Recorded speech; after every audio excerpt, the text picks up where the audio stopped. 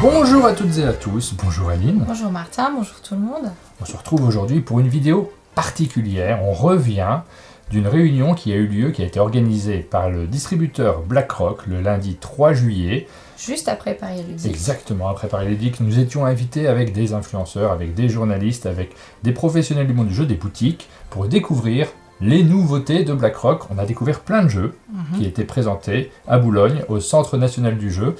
Et on est venu avec nos appareils photo. Nos carnets, nos stylos, on a tout noté. Et justement, on va vous parler de ce qu'on a pu découvrir. Alors attention, ce sont des avant-premières. Nous n'avons pas forcément joué à tous les jeux. Donc ça n'est pas une vidéo dans laquelle nous allons vous donner notre avis. Notre objectif, et on l'a bien dit à chaque éditeur que nous avons vu pendant cette journée, c'est de vous restituer les petits éléments qui font que ces jeux vont attirer votre attention. Parfois la phrase que le vendeur donnera en boutique, tu sais, le petit élément, l'accroche qui donne envie de découvrir ces jeux, qui font que ces jeux sont différents des autres jeux. Et dans une période où il y a autant de sorties de jeux de société, c'est important pour les éditeurs de pouvoir vous expliquer pourquoi ils ont choisi ces jeux-là. Et c'est important aussi pour vous de savoir si ce jeu va vous correspondre. Et on vous propose dans cette vidéo de nous laisser dans les commentaires les jeux qui ont plus particulièrement attiré votre attention, ceux qui peut-être rejoindront votre ludothèque.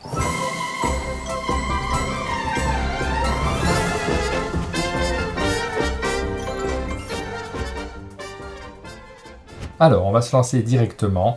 Vous voyez, on n'a pas de jeu sur la table, il n'y aura pas de vue du dessus dans cette vidéo, mais les vues du dessus, on les a déjà prises, puisque on a pris plein de photos directement sur place. C'est ces photos qu'on va vous diffuser, mais également des petits éclatés, des extraits que nous a envoyés également BlackRock. On va s'en servir, et on va faire relativement court sur chaque jeu, parce qu'il y a plein de choses à dire. Vous voyez il y en a une quarantaine. Là, dans le document, il y a pas mal de choses sur cette période-là. C'est parti. On commence avec l'éditeur Blam, qui présentait sa gamme Carte Aventura, et notamment le nouveau Carte Aventura Odyssée.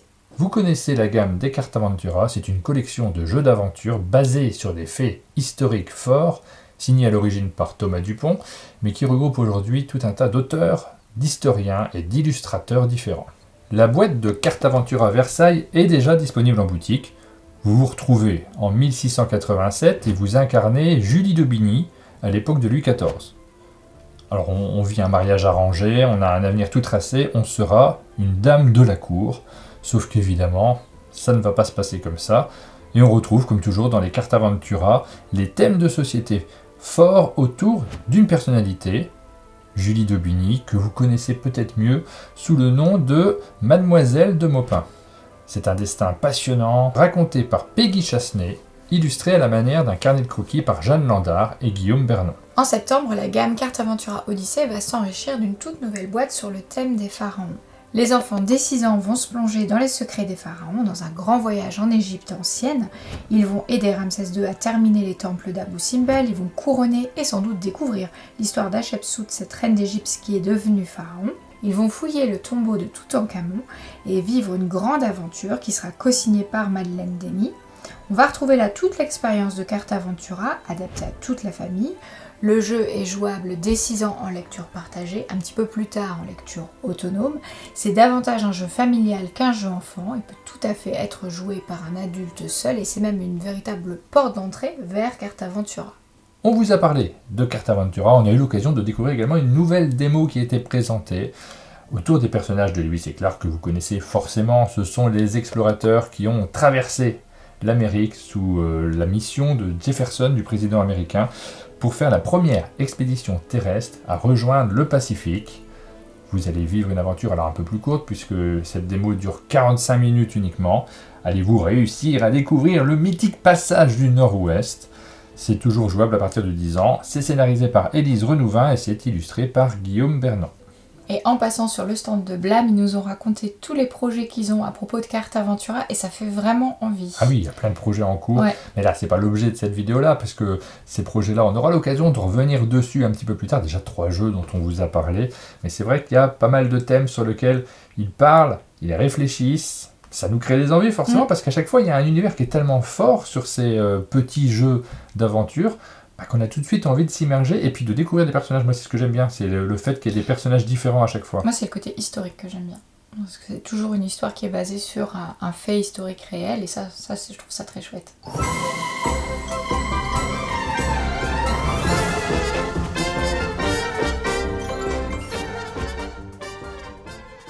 Vous connaissez probablement la gamme Ma Première Aventure, les livres-jeux dont vous êtes les petits héros, gros succès de boutiques de jeux mais également de librairies.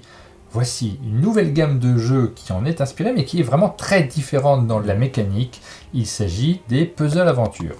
Antonin Bocara, Romaric Gallonier, Roméo Aignan et Clément Leclerc déclinent l'univers des Ma Première Aventure dans un nouveau concept de jeu dont le premier volume sortira en septembre en reprenant la thématique d'Enquête du Dragon, toujours illustré par Arnaud Boutle. Il s'agit d'un puzzle, mais finir le puzzle n'est que la première étape du jeu. Une fois terminé, l'aventure commence seulement, les enfants vont découvrir une histoire cachée derrière les pièces du puzzle. Ils vont les détacher, suivre différents chemins et résoudre les mystères, tout en rangeant le jeu pièce par pièce dans la boîte. C'est un jeu dans lequel le rangement se fait naturellement. On retrouve de la discrimination visuelle, un petit côté cherche-et-trouve, de la logique et de la déduction pour retrouver le fameux dragon. Le jeu plaira aux fans des livres, mais il est tout à fait jouable par ceux qui ne les connaissent pas. Il s'adresse aux enfants à partir de 5 ans en lecture accompagnée ou dès 8 ans en autonomie. Un sorcier a volé le livre du savoir, tu vas devoir l'affronter dans sa bibliothèque infinie. C'est le nouvel opus de Ma Première Aventure signé par Pauline Vallée et illustré par Sepio. On retrouve le principe des livres dont vous êtes les petits héros avec des pages découpées en 3 parties qui offrent aux enfants des pistes différentes. Ils lisent le même livre, mais jamais la même histoire en faisant des choix qui dépendent des personnages et des objets qu'ils choisissent. Pauline Vallée est orthophoniste. Elle utilise des exercices à l'intérieur du livre, invisibles pour les non-initiés, mais qui rendent l'ouvrage particulièrement intéressant pour les spécialistes. Et comme dans les autres livres, on retrouve l'usage de la police inclusive Open 10. Les éditions En Cavale ont déjà conquis 60 000 enfants en 5 ans. Ils sont maintenant distribués par BlackRock et ça leur permet de continuer à distribuer leurs enquêtes par voie postale. Alors, la première dont on va vous parler s'appelle l'enquête par courrier. Les enfants vont être les héros d'une enquête de l'Académie des enfants espions. On va leur demander de la lecture, ils vont résoudre des énigmes, ils vont vivre des situations pleines de suspense qui vont développer leur autonomie et leur confiance en eux. Ils vont recevoir tout un matériel d'enquête, notamment un carnet d'enquête. Ils vont devoir remplir des rapports qu'ils vont poster et auxquels ils recevront une réponse.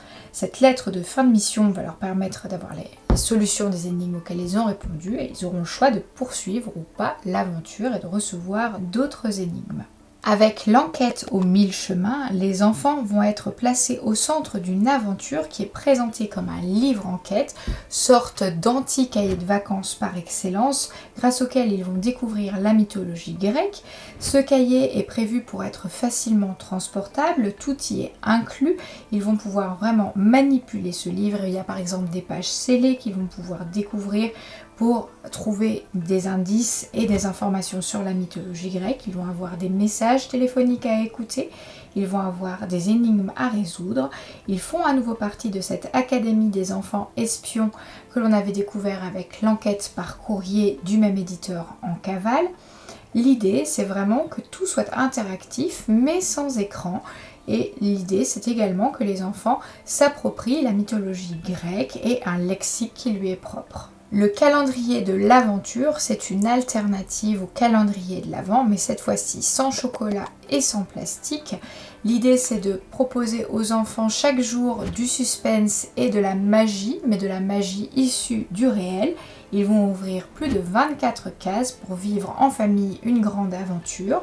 Ils vont écouter chaque jour un épisode de 5 minutes en podcast qui va leur permettre de résoudre une énigme. Ici, c'est un thème qui est centré autour du train et ils vont avoir la possibilité d'apprendre toutes ces informations avec la voix de Simone, la voix de la SNCF. Et tu vois, ça m'a fait plaisir de recroiser les éditrices de En Cavale. Bon, il y en a une qui n'était pas là, mais une que je connaissais déjà. Oui. En fait, je les avais rencontrées à Cannes il y a déjà plusieurs années, je pense qu'il y a au moins 4-5 ans. Et c'était le début, et pour moi c'était aussi le début de ma venue sur Cannes, et c'était amusant de voir comment chacune de nos côtés on avait évolué. Elle n'était pas distribuée par BlackRock à l'époque, et elles ont fait un sacré chemin. C'est un milieu qui est très très humain aussi, le monde du jeu de société. Alors on ne connaît pas bien les gens séparément, mais le fait de les retrouver sur ces milieux-là, d'échanger 2-3 mots, Ça fait drôlement plaisir à chaque fois, on est content de voir les différentes évolutions. Et l'éditrice m'a raconté à quel point ils avaient dû modifier leur packaging pour faire de leur jeu un jeu qui est plus un jeu de société plutôt qu'un envoi postal.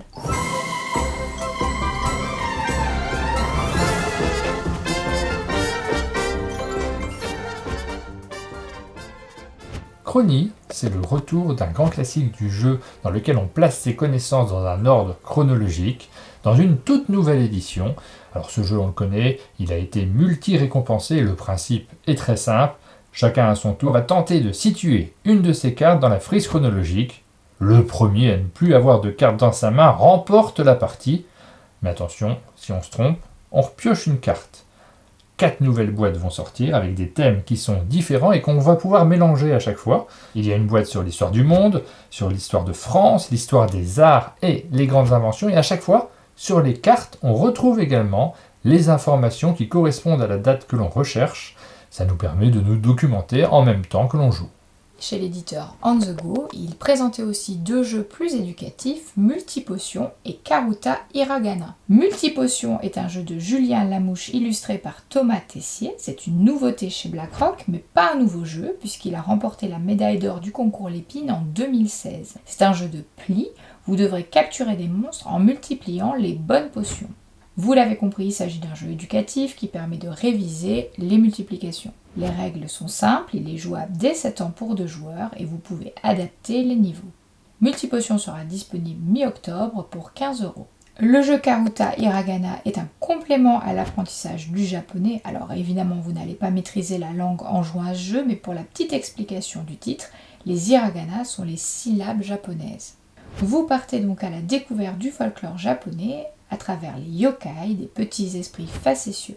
Le jeu sera disponible en octobre pour 15 €. Comme sa couverture le suggère très bien, Zynga est un jeu d'ambiance qui va mélanger le roll and write et la rapidité.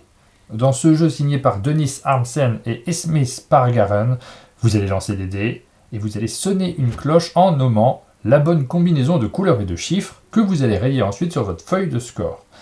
Il faudra être le plus rapide, le plus précis, mais attention, vous pouvez commettre des erreurs et dès que vous avez commis 3 erreurs, vous êtes éliminé. Le but sera d'être le plus rapide et le plus précis dans ce jeu très nerveux qui sort fin juillet. On a découvert à l'occasion des journées presse le nouveau jeu de l'éditeur Savannah qui s'appelle Traître à bord. Traître à bord, c'est un jeu d'ambiance, de bluff et de coopération à identité cachée. C'est un jeu qui a d'ailleurs reçu le Grand Prix du jouet en 2023 dans la catégorie des jeux à identité cachée. Vous allez incarner un pirate ou un mutin. Évidemment, votre but ne sera pas le même. Si vous êtes un pirate, vous tenterez de remplir le coffre avec des valeurs positives. Si vous êtes un mutin, au contraire, vous saboterez la collecte des pirates avec des valeurs négatives et vous sèmerez la zizanie dans l'équipage. Tout au long de la partie, vous allez devoir discuter, questionner, partager des informations, qu'elles soient vraies ou fausses, avec les autres joueurs, afin de vous coordonner ou de les trahir à la dernière minute. Le jeu se joue de 3 à 8 joueurs et l'éditeur nous a précisé qu'il est efficace dès 3 joueurs. Traître à bord, c'est un jeu de Zhang Xiachu, illustré par Laura Bazzoni et disponible en septembre. Rainer Knizia est de retour avec Gang of Dice, un jeu qui s'inspire du Yams, mais dans lequel on va jouer en opposition avec ses partenaires de jeu. Le patron va prendre sa retraite, vous incarnez des lieutenants et vous allez devoir reprendre la tête de la famille. Mais vous n'êtes pas le seul en lice. Vous allez faire des combinaisons de dés, vous allez essayer de faire de meilleures combinaisons que vos adversaires. On a tendance à aller parfois un petit peu trop loin, surtout qu'on est encouragé pour aller trop loin. C'est un Yams survolté, un jeu de combinaison de dés, de prise de risque. Shashibo, c'est un casse-tête solide en 3D. Ça se présente sous la forme d'un cube que vous allez pouvoir ouvrir, décomposer et recomposer pour réaliser des figures. Il y en a 70 de possibles. Vous pourrez combiner plusieurs Shashibo entre eux pour obtenir encore plus de formes différentes. C'est à la fois un casse-tête et un objet fascinant que l'on ne peut pas s'empêcher de manipuler. Un petit mot, Aline, sur le CNJ. C'est la première fois que tu venais, toi, au Centre National du Jeu. Alors, ça s'appelle le Club Ludique de Boulogne-Billancourt. On a tendance à dire CNJ parce que c'est le terme qu'on a utilisé pendant des années, mais c'est plus comme ça que ça s'appelle. Alors, on n'a pas tout vu, mais c'est impressionnamment bien rangé. Il y a des placards étiquetés À merveille, ça fait envie sur le rangement. Voilà, il y a des espaces, nous on était dans l'espace dans lequel les joueurs se regroupent pour jouer, notamment dans les soirées jeux. Alors il y a plein d'autres zones, c'est un grand bâtiment quand même. Il y a un espace musée d'ailleurs qui était un peu vide. Et c'est un lieu qui est fondamental dans l'histoire du jeu de société parce que c'est là que se passe le fameux concours de Boulogne-Billancourt qui est un événement très important dans l'année ludique, notamment pour les jeunes auteurs. Moi j'ai toujours trouvé que c'était une mission presque. Quand tu es auteur, que tu viens de commencer et que tu as un proto, il faut participer un jour au concours de Boulogne-Billancourt, présenter son proto et espérer remporter ce prix-là. Plein d'auteurs l'ont fait, c'est le cas de Mathieu Lanvin, c'est le cas d'Antoine Boza qui avait gagné avec Tokaido notamment, c'est le cas de Laurent Escoffier qui l'a fait plein de fois avec des jeux différents, même sous pseudo pour l'anecdote. C'est vrai. Il avait participé à ce concours-là, donc ça faisait plaisir de se regrouper là parce que le CNJ, le club ludique de Boulogne-Billancourt accueille des événements comme c'était le cas de cette réunion autour de BlackRock.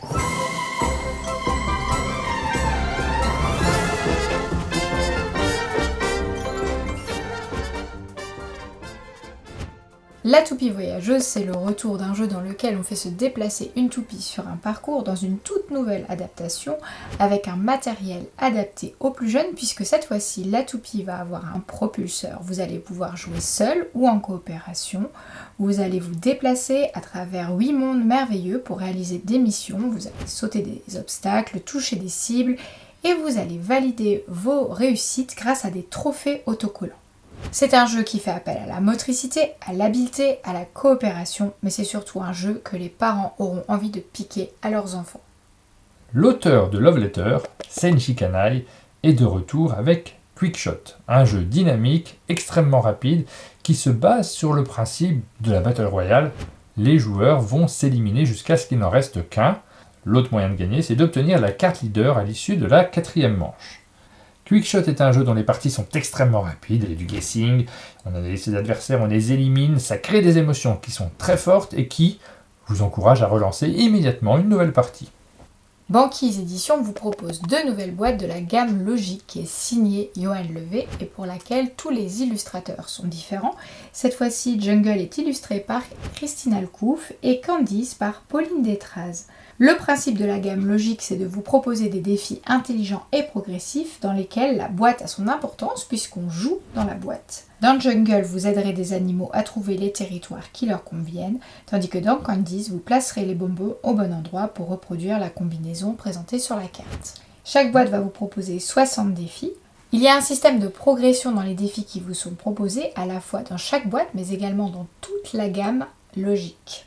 Attention, OVNI, Skyteam est un jeu coopératif signé par Luc Raymond dans lequel vous incarnez 2 pilotes chargés de faire atterrir votre avion de ligne. Skyteam est un jeu coopératif basé sur un système de lancer de dés dont vous allez devoir gérer les résultats sans connaître ceux de votre partenaire. La difficulté sera autant de communiquer de manière intelligente que de faire les bons choix sur l'usage de vos dés. Ensemble, vous allez tenter de faire atterrir votre avion en respectant les procédures et les différentes jauges qu'un pilote expérimenté comme vous doit savoir gérer. La boîte de Skyteam est très remplie, elle contient différents aéroports qui sont autant de casse-têtes coopératifs, et à noter que l'éditeur propose une application qui va vous permettre une validation simplifiée. Turbo Kids est un jeu très original dans la catégorie des jeux de course, puisqu'il va aller plutôt du côté des jeux d'ambiance, puisque vous allez devoir franchir la ligne d'arrivée le plus vite possible à l'aveugle. Le jeu se joue en mode coopératif ou compétitif. Le pilote se couvre les yeux et doit tracer son parcours le plus vite possible en restant sur la piste. C'est son copilote qui le guide avec sa voix tout en bougeant son pouce comme un joystick afin d'éviter la sortie de route. Vous allez exercer vos talents sur 16 circuits différents et on retrouve les classiques des jeux de course, des turbos, des gadgets pour mettre des bâtons dans les roues de vos adversaires et bien entendu beaucoup d'ambiance autour de la table. Turbo Kids, c'est un jeu pour toute la famille avec des visuels fidèles à l'univers de Zombie Kids. Mind Up est un jeu de cartes familial signé Maxime Rambourg, édité par Catch Up Games. C'est un jeu qui mêle guessing et gestion de main. Il est très accessible, les règles sont simples. Le but du jeu, c'est de gagner les cartes que vous convoitez au centre de la table. Et pour cela, l'ordre des numéros que vous avez joués secrètement détermine quelle carte vous allez remporter. Il est simple de premier abord, mais vite il va se révéler subtil et stratégique. Il existe une règle optionnelle avec des objectifs bonus qui vous apportera d'ailleurs de nouvelles opportunités stratégiques. Sur le stand Catch-Up, Sébastien nous a fait découvrir également Faraway. Alors moi j'avais déjà eu l'occasion d'y jouer. C'est un jeu de construction de tableaux très simple qui nous emmène mener un périple formidable illustré par Maxime Morin, dans lequel vous allez tenter d'amasser un maximum de points sur votre chemin. Le jeu est simple puisque vous n'allez poser que 8 cartes devant vous, chacune vous donnant des objectifs, mais aussi des moyens de réaliser ceux des cartes placées avant. Car en fin de partie, vous décompterez vos cartes dans le sens inverse de la pose, ce qui vous oblige à optimiser vos choix et à faire quelques paris sur les tirages futurs. Faraway, c'est un jeu hyper condensé avec beaucoup plus de réflexion qu'il n'y paraît. Les directions à prendre diffèrent à chaque partie. Vous pouvez partir sur des sanctuaires, sur une strate couleur, sur des ressources, et bien entendu, vous pouvez mettre des bâtons dans les roues de vos adversaires. C'est le genre de jeu dans lequel une partie, puisqu'elle est rapide, en appelle souvent une seconde, voire une troisième.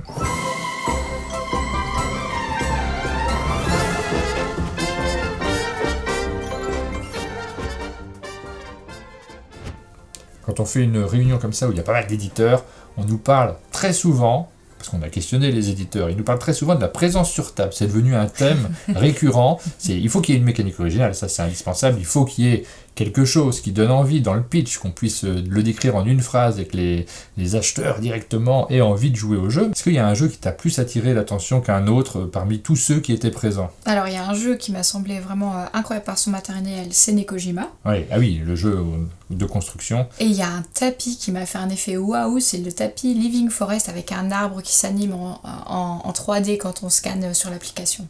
Ah oui, parce que ça, on avait aussi la possibilité de voir alors c'est pas un éditeur de jeux, quoique si, il a quelques jeux au catalogue. Il a fait Vélonimo par exemple. Voilà, c'est Wogomat, donc on avait les tapis de jeu, on avait des tapis de dés qu'on pose sur la table et dans lesquels on lance les dés, et puis il y avait effectivement ce grand tapis consacré à Living Forest, qui fait très envie parce que c'est un jeu où il y a plein de matériel qui est mis sur la table. Là, on sait comment positionner le matériel, c'est très agréable pour pouvoir jouer.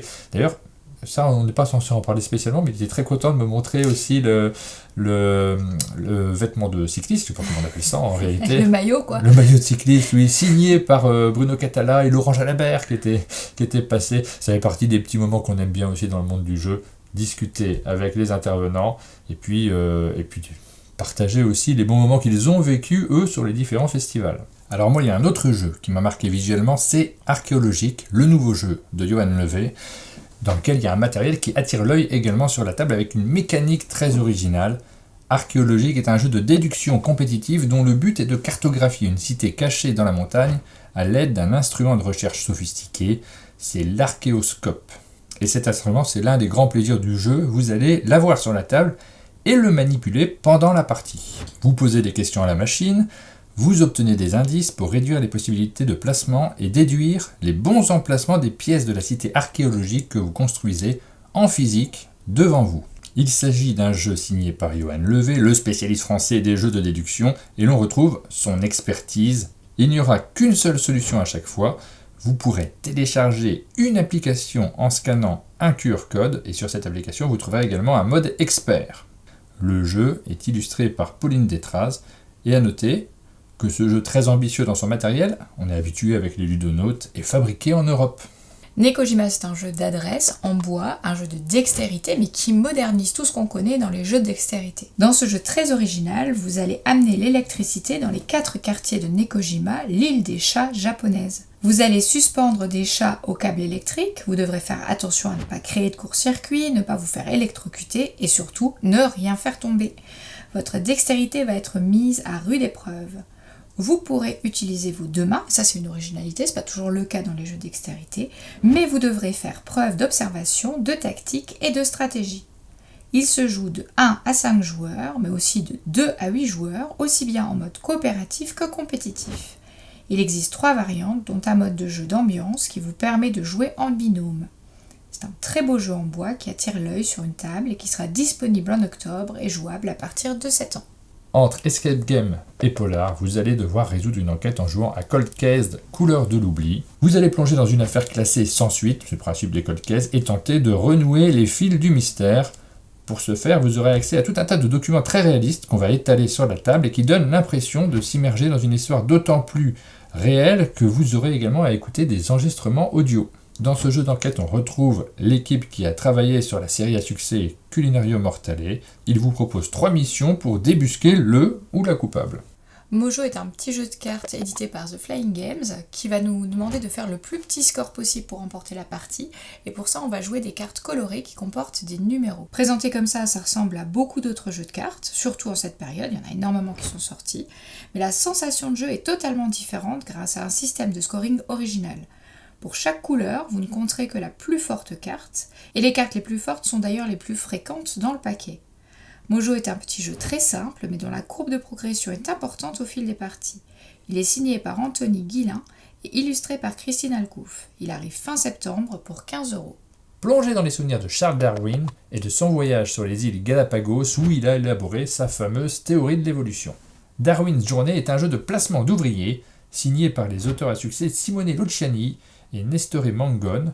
Il propose une mécanique d'évolution des ouvriers innovante qui offre une grande rejouabilité avec une gestion très tendue de l'argent, l'unique ressource du jeu. Darwin's Journée est un jeu immersif avec son thème fort et son plateau très illustré. C'est aussi un jeu exigeant qui donnera du fil à retordre aux amateurs de gestion tendue. Haut les mains famille se présente comme un jeu rapide et dynamique et bienveillant qui s'inspire du jeu du post-it qu'on colle sur le front et qui permet de faire deviner une personnalité. En 1 minute, vous devrez toujours deviner le plus de mots possible, mais à la différence des autres opus d'Haut les mains, à destination des adultes et qui utilisaient des références plus complexes, cette version-ci décline le jeu pour un public préadolescent entre 8 et 12 ans.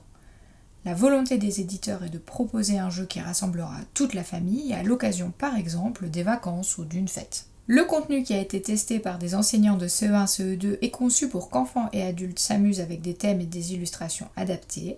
Le jeu, de Pauline et Nicolas, illustré par Lila Prieur, est disponible depuis début juillet.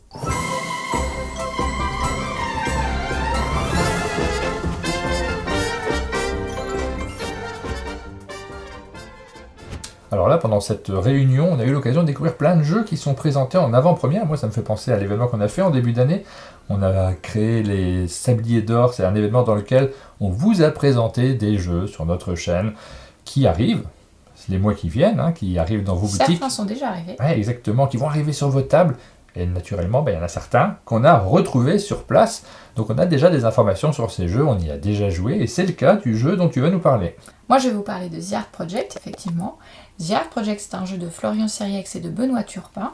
Il est édité par Lumberjacks. Vous allez incarner une équipe de spécialistes, les meilleurs dans votre domaine, chargés de voyager à travers le globe pour récupérer des œuvres d'art qui ont été volées. Vous jouez un peu les Monument Men des années 80. The Art Project fait partie des jeux coopératifs dans lesquels vous allez optimiser vos actions en discutant avec vos partenaires de jeu. Les parties sont courtes, comptez une trentaine de minutes, et il vous faudra gérer les pénuries. Gérez votre main pour parcourir les 6 plateaux de jeux différents dans le temps imparti. Ce n'est pas simple et comme souvent dans les jeux coop, il vous faudra plusieurs parties pour optimiser votre stratégie. Lors des sondages réalisés auprès de nos abonnés à l'occasion des Sabliers d'Or, le jeu est ressorti comme l'un des rares qui plaisait par sa simplicité de règles et sa profondeur à la fois aux joueurs casual et aux joueurs experts. Ce qui était particulièrement intéressant lors de cette visite des nouveautés BlackRock, c'est qu'on a pu découvrir aussi et discuter avec tous ces éditeurs qui proposent des jeux qui s'adressent plutôt à un public de jeunes adultes, dont on parle un peu moins sur notre chaîne habituellement, mais qui connaissent un très grand succès actuellement, qui font partie du monde du jeu et qui contribuent aussi à l'édition de tous ces autres jeux du catalogue BlackRock. On va vous parler de quelques-unes de ces nouveautés. C'est le cas de Fucking Dilemma, un jeu qui est édité par Lumberjacks. Celui-là, vous le connaissez peut-être parce qu'on l'a présenté sur la chaîne. Fucking Dilemma, c'est un jeu qui va vous proposer, comme son nom l'indique, des dilemmes, et c'est un jeu qui est signé par Corentin Lebras, Théo Rivière et Maxime Morin, illustré par Manu Gorobey, avec des règles ultra simples, une mise en place immédiate. Vous allez vous confronter entre amis ou en famille à un des 10 800 dilemmes possibles. Le but du jeu est de répondre à un dilemme très simple en l'acceptant ou en ne l'acceptant pas. Par exemple, tu peux choisir le temps qu'il fait, mais dès que tu pètes, tu saignes du nez. Les autres joueurs, pour marquer des points, devront deviner si l'on accepte ou si l'on n'accepte pas ce dilemme. Fucking Dilemma, c'est le genre de jeu parfait pour l'apéro. Vous en apprendrez plus sur vous et vos amis dans une ambiance survoltée. 2 nouveaux jeux dans la catégorie des jus du cul. On a Girls Night et Pride Edition. Girls Night, c'est un nouveau jeu complet de la gamme jus du cul destiné à un public adulte, spécialement conçu pour les soirées entre filles et des enterrements de vie de jeunes filles. Les règles sont toujours aussi simples, vous êtes désigné comme le maître du jus du cul et vous posez une question provocatrice à une autre joueuse qui dispose de seulement 8 secondes pour donner une réponse et gagner éventuellement un point. Le but est d'atteindre 7 points pour être déclaré vainqueur et être couronné queen du jus du cul. La boîte contient 480 cartes, dont 120 cartes spéciales. J'ai déjà, je n'ai jamais. Qui est la plus susceptible de? Alors, l'éditeur insiste pour qu'on le dise, il est 100% éco-responsable, sans plastique, produit en Europe et il est dispo depuis juin.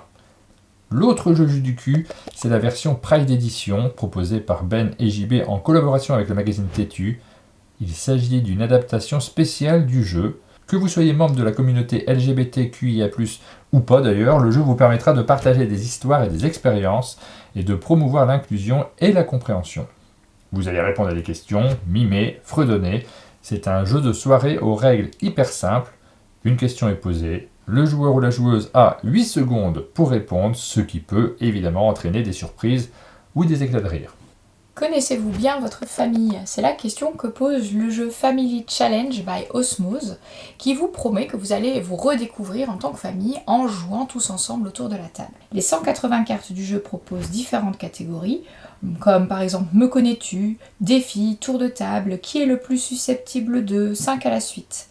Vous l'avez compris, c'est un jeu aux règles hyper simples qui se résume généralement à lire une question à laquelle un joueur devra répondre correctement pour remporter le défi et marquer un point. Pour gagner, il faudra cumuler 7 points.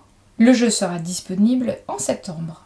Et on reste dans la continuité puisque Osmose propose aussi une version défi à 2, un jeu qui s'adresse à un public adulte qui n'a pas froid aux yeux. C'est une nouvelle boîte d'Osmose. Elle propose 120 cartes à gratter. L'éditeur insiste sur le fait qu'il s'agit d'un jeu 100% positif. Ici, il n'y a pas de gagnant, pas de perdant, que du feel good. Vous grattez et vous découvrez des défis insolites pour renforcer votre couple et casser la routine.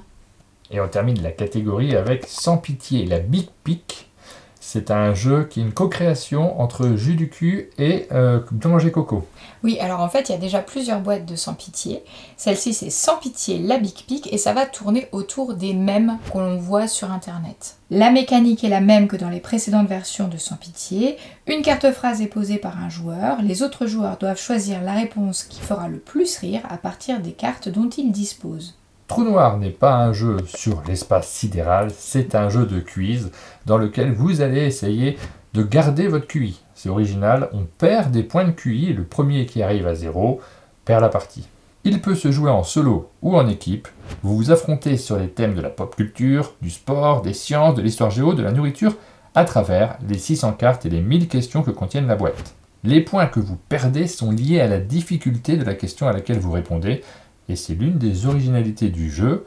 Trou Noir, c'est un jeu qui est signé par Ben et JB d'ATM Gaming et qui sera disponible en septembre. Et Trou Noir, j'ai eu l'occasion d'y jouer, puisque on a pris quand même un petit moment pour jouer à certains jeux. C'était assez intense, il y avait plein de choses à voir, plein de photos à prendre.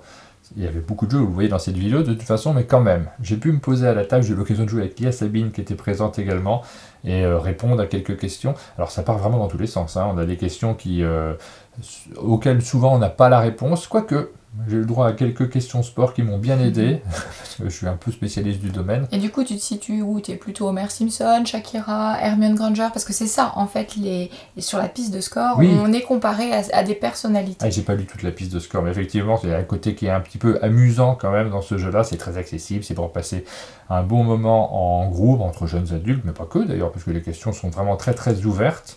Et on a perdu. Ça, c'était le petit côté un peu décevant de notre partie. Moi non plus, j'ai pas joué à tout parce que j'étais bien occupée à prendre des notes et à aller rencontrer les éditeurs pour préparer ce format. Mais par contre, j'ai pu jouer à Nekojima. C'est un jeu d'adresse qui concerne les enfants et la famille. Et j'ai vraiment pris du plaisir à y jouer. Celui-là, je l'avais vu passer sur Kickstarter, donc ça date un petit peu. On a eu l'occasion de parler du financement participatif. Je sais plus si c'est Kickstarter d'ailleurs ou une autre plateforme. Mais le jeu arrive maintenant, il est distribué par BlackRock.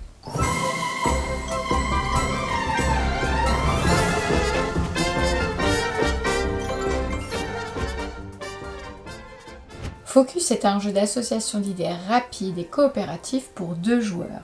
C'est un jeu édité par Old Chap et imaginé par Antonin Bocara et Romaric Gallonier. C'est le jeu que Watson aurait pu inventer pour égayer les soirées d'hiver de Sherlock Holmes. Dans le premier mode du jeu, vous devrez communiquer sans parler pour arriver à enlever toutes les cartes, sauf 2, en observant en détail les illustrations. Le jeu comprend en effet 168 illustrations signées Simon Caruso qui vous permettront de vous plonger dans l'univers de Sherlock Holmes. Focus peut se jouer en équipe et propose des modes de jeu évolutifs. Fiez-vous à votre intuition et donnez les bonnes informations à votre partenaire. Alors ce qui fait plaisir, c'est qu'on a découvert plein de nouveaux jeux qu'on ne connaissait pas encore, donc c'est l'occasion de rêver un petit peu sur les jeux qui vont arriver sur notre table. Mais il y a aussi des rééditions, il y a quelques jeux qu'on a vu revenir, souvent dans des nouvelles boîtes, parfois avec une révision des règles également. Alors c'est le cas de celui dont tu vas nous parler. Effectivement, je vais vous parler de Dany qui est une réédition d'un jeu Greux Games. Le jeu s'enrichit de nouvelles illustrations d'Antoine Bellaro. C'est un jeu de bluff et de communication. Vous allez y incarner soit Dany, soit l'une de ses nombreuses personnalités. Si vous incarnez Dany, votre but sera d'éliminer les joueurs qui incarnent ces fameuses personnalités. Si vous incarnez l'une d'elles, par contre, vous devrez communiquer en jouant avec les souvenirs de Dany. Le jeu est un subtil mélange de jeu d'ambiance et de psychologie, va vous permettre d'exercer votre créativité, votre déduction, vous permettre de communiquer dans un univers original et onirique soutenu par les illustrations originales d'Antoine Bellaro. Dans Artemis Odyssey, vous incarnez une compagnie dont le but est d'explorer des systèmes lointains. On retrouve les grands classiques des jeux de science-fiction. Vous devez terraformer, bâtir des colonies, découvrir des artefacts aliens et développer votre civilisation dans un jeu basé sur une mécanique ingénieuse de programmation. Chaque joueur va jouer des cartes actions sur un plateau commun qui seront révélées dans un ordre prédéfini et qui profiteront à l'ensemble des joueurs, en donnant cependant un avantage à la personne qui l'a joué. Artemis Odyssey, c'est la nouvelle édition très attendue du grand classique de Serge Lager et Bruno Feduti, publié à l'origine sous le nom d'Ad Astra. C'est un jeu qui est simple à comprendre, ce qui le rend très accessible pour ce type de jeu, mais comme il y a de la programmation, il est assez subtil et délicat à maîtriser. Hamlet est un jeu dans lequel vous allez développer le même village que vos partenaires de jeu. Il s'agit d'un jeu de tuiles et de placement d'ouvriers signé par David Schirkop, dans lequel chacun va pouvoir activer des bâtiments, produire, transporter des ressources, construire des ponts, des chemins, des bâtiments, répondre aux demandes du marché à la manière d'un jeu de livraison de ressources, ou encore participer au chantier de l'église. Mais attention, il ne s'agit pas d'un jeu coopératif, on fait le même village, mais chacun tient pour lui-même. Seul le joueur qui comptera le plus de prestige aura l'honneur d'administrer le village quand l'église sera achevée. Foxy est un party game pour toute la famille édité par la maison d'édition Fearless Frog. Le principe est simple, vous observez les animaux sur la carte qui vient d'être retournée, vous estimez ensuite le nombre d'animaux du même type depuis le début de la partie, vous notez alors le résultat sur votre ardoise effaçable. Pour gagner, vous devez faire le meilleur score. Foxy est un jeu de David Spada illustré par Stefano Tartarotti pour 1 à 5 joueurs et si vous voulez y jouer à plus de 5, vous trouverez des fiches imprimables sur le site de l'éditeur. Il y avait pas mal de jeux sur le stand de la boîte de jeux, alors certains que vous connaissez déjà si vous suivez notre chaîne, puisque on vous a déjà parlé de From the Moon, notamment au moment du financement participatif, de Foxy, de Outlive également. From the Moon, justement, c'est un jeu qui est publié par la boîte de jeux qui sortira en novembre, qui est signé par Johan Goupy et Gilles Lafargue, et c'est un jeu de gestion ambitieux qui nous propose de travailler sur la Lune pour préparer de futures expéditions dans l'espace sidéral. C'est un jeu de gestion expert qui est financé sur Kickstarter et qui, c'est assez rare pour le signaler, arrive même avec un petit peu d'avance. Au programme, vous retrouverez de la gestion de ressources, des départs asymétriques pour les joueurs et du placement d'ouvriers. A noter que c'est l'une des originalités du jeu, vous jouez avec des ouvriers customisables puisque vous allez personnaliser les rovers avec différents types d'astronautes pour construire vos stratégies. Si le jeu est expert, s'il va vous falloir programmer une stratégie efficace pour l'emporter, à votre tour, vous ne faites qu'une action parmi 6 qui sont visuellement rappelées sur le plateau de jeu. Vous retiendrez donc les règles sans difficulté. Tout l'enjeu sera d'optimiser vos stratégies pour sortir vainqueur au terme des 90 minutes de jeu. Outlive, c'est l'un des grands classiques de la boîte de jeu qui est sorti en 2017, un jeu qui a rencontré un grand succès, qui a très bien fonctionné, mais qui était plus disponible depuis un moment, aux grandes dames des experts qui connaissaient le jeu, qui avaient envie de se le procurer. Il revient dans une nouvelle édition qui contient le jeu de base, le mode solo et l'extension pour le même prix que le jeu de base à l'époque. On salue l'effort. on retrouve le monde apocalyptique imaginé par Olivier Grégoire et illustré par Miguel Combra, dans lequel la radioactivité et le manque de ressources compliquent la vie des joueurs. Il s'agit d'un jeu non pas de placement, mais de déplacement d'ouvriers très tendu, dans lequel vous allez devoir autant prendre en compte le positionnement et les possibilités de déplacement de vos adversaires que vos besoins et votre stratégie personnelle. Le jeu en lui-même est assez simple à expliquer, il suffit de connaître le fonctionnement de chaque lieu pour comprendre comment il fonctionne. Après, tout va dépendre de ce qui se passe pendant la partie, il faut toujours s'adapter. C'est la grande nouveauté de la boîte de jeu qui arrivera pour octobre, Evil Corp. C'est un jeu qui vous invite à participer au séminaire de l'entreprise Evil Corp, donc, qui désignera l'employé de l'année. Alors, en quoi consiste le séminaire ? Tout simplement à recruter une équipe de monstres et les envoyer terroriser des villages humains afin de repousser les villageois vers vos adversaires. Evil Corp, c'est un jeu de backbuilding signé par Jérémy Ducré. Alors, rien de barbare dans la mécanique du backbuilding, c'est au contraire très simple et accessible. Vous piochez dans votre sac personnel des éléments qui vont vous permettre de remporter des duels, de monter sur la piste de terreur et de terroriser les 2 villages nécessaires pour l'emporter. Il y a toujours une petite part de chance, mais la stratégie est bien présente dans le choix de la composition de votre sac. Ce qui est beaucoup plus barbare par contre, c'est le thème du jeu, amusant et décalé dans un style très coloré, illustré par Jib et Olivier Derueto. Alors le midi, j'ai mangé avec Marie et Bertrand. Par contre, toi, je t'ai à peine croisé de la journée. On s'était réparti le travail. Moi, je prenais des notes auprès des éditeurs. Toi, tu faisais des photos. Ça nous a pris à chacun la journée complète. Bah oui, alors c'est un exercice qui est particulier parce que là, on n'est pas dans l'échange. On essaie de capturer des éléments pour pouvoir construire la vidéo que vous êtes en train de regarder. Elles ne sont pas extraordinaires d'ailleurs, ces photos. On expérimente un petit peu. On a des choses à apprendre sur ce genre de manifestation. Comment on fait des prises de vue. J'ai surtout fait des photos. Rien que les faire, ça m'a pris un temps dingue. Il y avait beaucoup de jeux, faut dire. Je pense que ça peut valoir le coup sur de prochains événements comme ça, de faire des petites vidéos aussi, plutôt que des photos, parce qu'on a envie de voir le matériel être manipulé pour bien comprendre le fonctionnement des jeux. Bon là, sur une journée avec autant de jeux, on n'avait pas vraiment le temps, parce que rien que ça, ça demande de l'organisation, de ramener des lumières, de faire des prises de vue, c'est beaucoup plus long que de prendre une seule photo. Évidemment. Mais on apprend, nous aussi.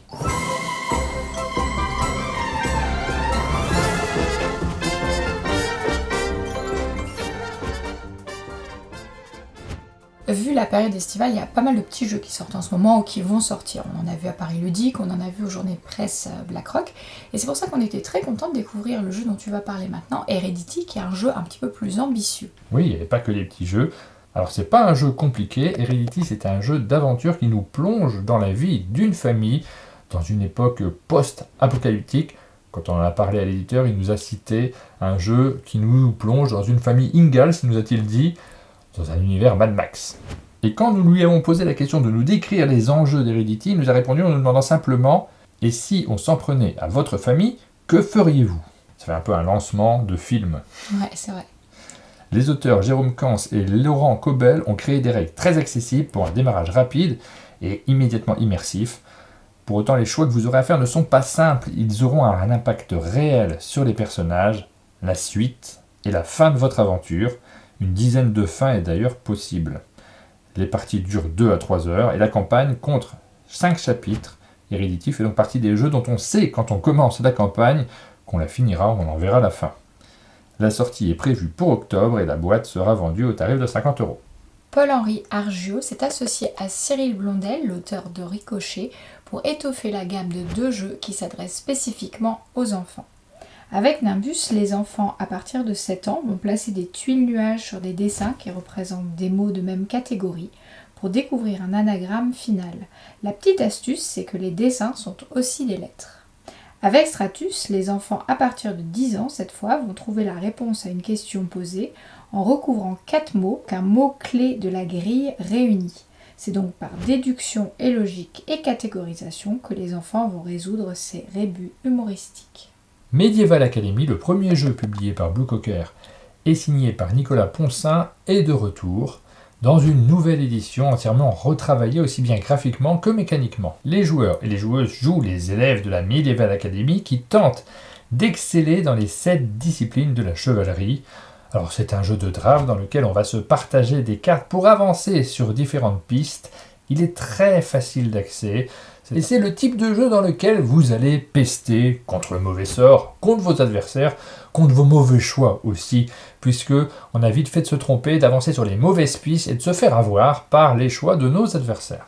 Et petite nouveauté dans cette édition, il y a désormais également un mode solo. Vous connaissez forcément Welcome to Your Perfect Home, le grand classique des Flip and Write signé par Benoît Turpin. Il nous revient dans une édition collector. Alors qu'est-ce qu'un Flip and Write ? Ce sont les jeux dans lesquels on va tirer des cartes pour cocher une fiche individuelle. Dans Welcome, on construit son quartier idéal. À l'intérieur de cette version collector, on retrouve tout Welcome dans une seule boîte, 11 extensions, dont 3 inédites, un matériel effaçable, 39 nouvelles cartes, le mode solo d'Alexis Allard. Et dans cette édition révisée, augmentée, on a également le plaisir d'avoir des feuilles de base revisitées par plusieurs illustrateurs de renom. Une édition indispensable pour tous les amateurs du jeu de base, mais également ceux qui ne connaîtraient pas encore Welcome. Quart de singe est un jeu de lettres et de bluff édité par Hibou Tatilus. C'est un jeu de Thibault Lorcy et de Louis Roudot. Il s'agit de l'adaptation d'un jeu oral. Vous allez poser des cartes-lettres au centre de la table en vous assurant d'avoir bien toujours un mot en tête, un mot qui convient, peu importe l'ordre des lettres. Vous allez devoir déjouer les bluffs de vos adversaires et les mots qui n'existent pas. Vous vous amuserez aussi à ajouter la lettre qui fera douter votre adversaire. Un sablier est prévu pour faire monter la pression et accélérer les parties. Pour gagner, il faudra avoir remporté les 4 quarts d'un singe. Dans Kill Kim, les joueurs incarnent les membres d'un régime d'un pays imaginaire qui vont comploter pour se débarrasser de leur dictateur. Le jeu se joue en plusieurs manches avec un leader élu à chaque tour. C'est un jeu, vous l'aurez compris, à rôle caché dans lequel soit vous tenterez de défaire le dictateur, soit au contraire vous ferez tout pour le protéger, à moins que vous n'incarniez la CIA qui, elle, veut casser les groupes et cherchera à être opportuniste pour faire chuter tous les clans. Il vous faudra tirer votre épingle du jeu, manipuler les cartes Kill Kim, les cartes Veto et les cartes Scandale et tenter d'embrouiller au mieux vos adversaires. Plusieurs stratégies sont possibles avec une tension qui va crescendo. Dans ce jeu sournois, vous n'êtes jamais éliminé, c'est important. Vous ne pourrez juste plus être leader. Le jeu est édité par Hibou Tatilus et sera disponible fin septembre. L'un des grands plaisirs de ce type de réunion, c'est qu'on croise des personnes avec qui on discute parfois sur Internet, qu'on n'a pas vu souvent. Alors on le fait aussi sur les festivals, mais là on a presque plus de temps en fait pour pouvoir discuter un petit peu, se croiser, partager des moments ensemble. C'était le cas de l'éditeur Subverti. On les cite très souvent, nous, dans nos émissions. On parle de leur jeu. On aime bien Dictopia qui arrive dans une nouvelle édition. C'était aussi l'occasion de découvrir leur tout dernier jeu, Biomos, auquel nous on a déjà joué au chalet, mais il était présenté pour les professionnels sur cet événement-là. On retrouve comme toujours chez l'éditeur Subverti un thème et une édition engagés avec Biomos. Le jeu a d'ailleurs été sélectionné pour le trophée écoludique du Flip. Vous incarnez une jeune planète et vous allez créer des paysages en positionnant des biomes que vous tenterez de faire correspondre à des cartes objectifs. Alors dit comme ça, je pourrais vous donner le sentiment d'une mécanique abstraite. Le matériel du jeu permet au contraire d'en comprendre très simplement le fonctionnement et rend Biomos immédiatement accessible à un très grand public. Les illustrations en font même un jeu poétique avec une jolie présence sur la table pour une si petite boîte. A noter que le jeu comporte un mode solo et un mode avancé asymétrique, ce qui permet aux joueurs d'approfondir l'expérience après leur phase de découverte. Et dans le livret, un QR code renvoie vers le site qui comporte un atlas d'une planète pas du tout fantasmée pour le coup, puisqu'il s'agit de notre planète Terre. Il permet de faire le lien entre les illustrations et la géographie, et vous trouverez également une bande-son pour accompagner vos parties. Dictopia a la particularité d'être à la fois un jeu de lettres et un jeu d'ambiance. Sa thématique dystopique est originale. Vous allez devoir échapper à la censure, rejoindre la résistance en passant 5 épreuves d'1 minute 30 en même temps que les autres joueurs. Pour cela, vous allez composer des mots, essayer de faire le meilleur score en tâchant de respecter un thème et un nombre de points représentés par des yeux qui sont associés aux lettres. Dictopia se joue en 15 minutes et il est très facile d'accès. C'est un jeu de Jérémy Partinico, illustré par Johan Brogol, édité par Subverti. On arrive à la fin de cette vidéo, on vous a présenté plein de jeux, on a essayé de partager avec vous l'ambiance particulière de ces rendez-vous qui sont des rendez-vous professionnels. Moi, j'aime bien. Mais pas que, en fait, Ouais. parce qu'on a aussi mangé avec les copains, Bah oui. on a rencontré des éditeurs qu'on avait déjà croisés, soit en festival, soit au chalet, donc c'est toujours des moments très agréables qui ne sont pas que du travail. On s'est amusé, mais en même temps, On a plein d'éléments qui vont nous permettre aussi de vous reparler de ces différents jeux, parce qu'on les connaît bien et vous les connaissez aussi. Donc n'hésitez pas à utiliser les commentaires pour nous indiquer les jeux qui peut-être vont rejoindre votre table. Nous, on est toujours curieux de cet aspect un peu N'hésitez sondage. pas à nous dire, ça nous intéresse. Voilà, et puis nous, on vous donne rendez-vous très bientôt pour de nouvelles vidéos sur la chaîne. Ciao! À bientôt!